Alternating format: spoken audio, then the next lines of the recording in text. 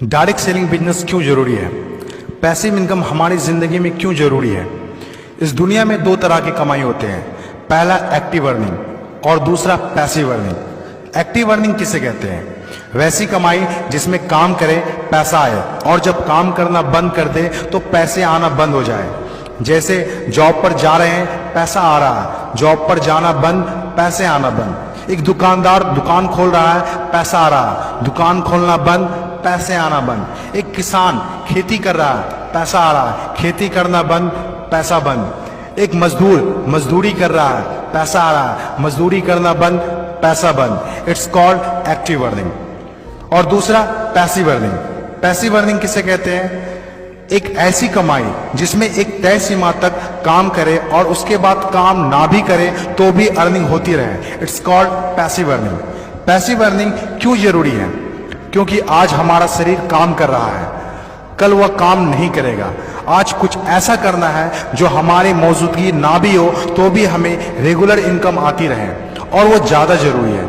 Passive earning जिससे एक middle class और पुअर फैमिली भी आसानी से अपनी अर्निंग बढ़ाकर एक अच्छी जिंदगी जी सकता है। आज पैसिव अर्निंग के तरीके का इस्तेमाल वर्ल्ड के सभी अमीर लोग, बिजनेसमैन, पॉलिटिशियन और एक्टर सभी अपने लाइफ में पैसे कमाने में करते हैं। पैसिव अर्निंग का मतलब ऐसा काम जिसमें किसी काम का रेगुलर इनकम आता रहे, जैसे रेंटेड प्रॉपर्टी, कोई मकान, बंगला या रूम को रेंट पर देने से जो पैसा आए।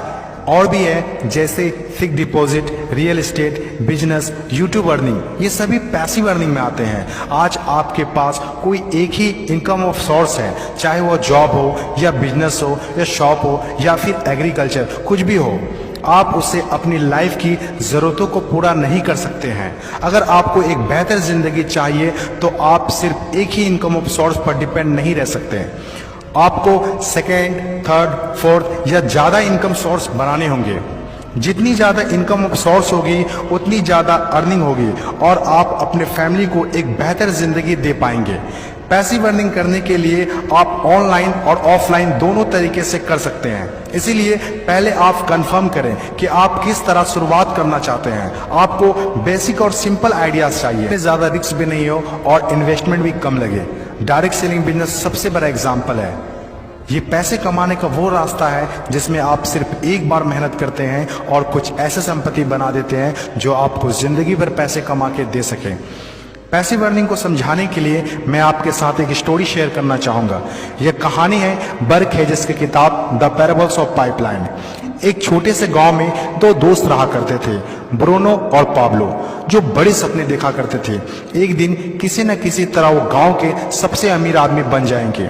वो दोनों काफ़ी मेहनती थे, उन्हें तो बस एक मौके की तलाश थी और एक दिन उन्हें वो मौका मिल गया। उस गांव में एक समस्या थी। गांव वाले को पानी लाने के लिए नदी में जाना होता था और आधा दिन पानी लाने में ही गुजर जाता था। वो दोनों ने गांव वालों से बात की कि वो नदी से पानी लाकर उन्हें देंगे और उसके बदले कुछ पैसे लेंगे। गांव वालों को ये बात अच्छी लगी। अगले दिन दोनों ने एक एक बाल्टी पकड़ी और नदी की तरफ चल दिए कि हर बाल्टी के लिए 10 रुपए दिए। ब्रूनो बहुत खुश हुआ, लेकिन पाब्लो को इतनी ज़्यादा खुशी नहीं थी। पाब्लो को बाल्टी ढोने की वजह से उसके पीठ में दर्द हो रहा था और हाथों में छाले पड़ गए थे। अगली सुबह फिर से उन्हें ढोने की बात सोचकर ही दहशत हो रही थी। पाब्लो ने नदी से गांव तक पानी लाने का एक अच्छा आइडिया सोचा। जब अगली सुबह दोनों अपनी अपनी बाल्टी उठाकर जाने लगे तो पाब्लो ने कहा, ब्रूनो मेरे पास एक आइडिया है। चंद सिक्कों के बदले मैं दिन भर बाल्टी ढोने की वजह क्यों ना हम नदी से गांव तक पाइपलाइन बना दें।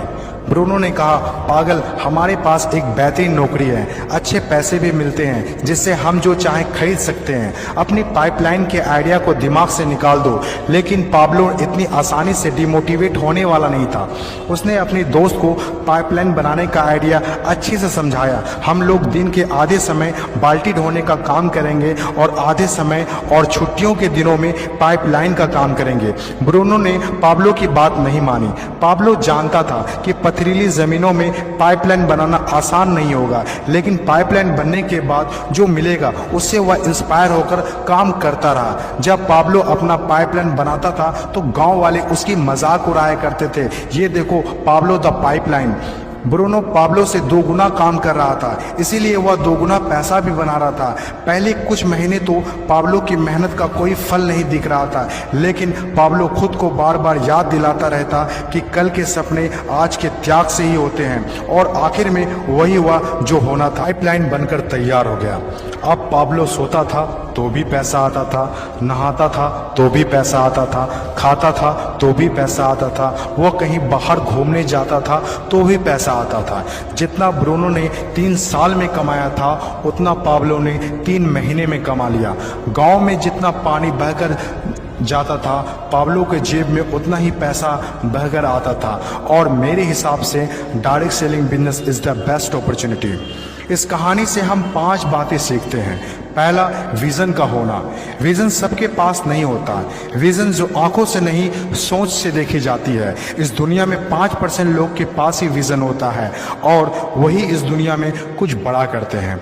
दूसरा, सबसे इम्पोर्टेंट, जब भी आप कुछ हटके करेंगे तो लोग आपका मजाक उड़ाएंगे, ठीक उस पाब्लो की तरह। तीसरा, लगातार काम करना। विजन पर काम करना आसान नहीं होता है, इसमें जबरदस्त फोकस के साथ तब तक काम करना होगा जब तक आप उसे कंप्लीट ना कर ले।